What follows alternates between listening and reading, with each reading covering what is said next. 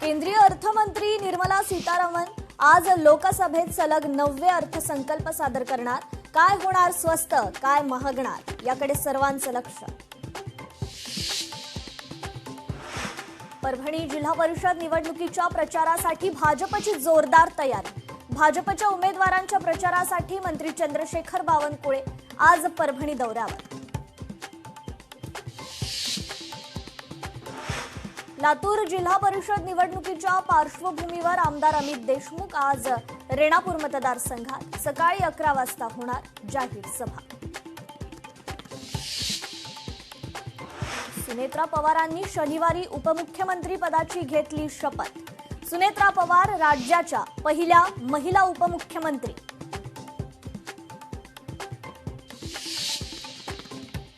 सुनेत्रा पवारांकडे 3 खात्यांची जबाबदारी। सुनेत्रा पवारांना क्रीडा, युवक कल्याण, राज्य उत्पादन शुल्क खातं। सुनेत्रा पवारांना अर्थ खातं नाही।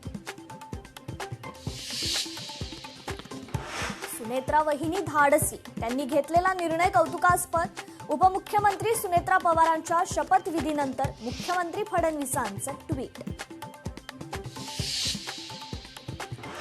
दिग्दर्शक रोहित शेट्टीच्या घरावर गोळीबार। शनिवारी मध्यरात्री अज्ञात व्यक्तीकडून गोळीबार। जुहू पोलीस घटनास्थळी दाखल। सुदैवानं कोणीही जखमी नाही। केदारनाथ मंदिरात नवी नियमावली जाहीर। मोबाईल फोनवर बंदी। मंदिराचं पावित्र्य राखण्याकरता आणि भाविकांना लवकर दर्शन मिळावं याकरता निर्णय।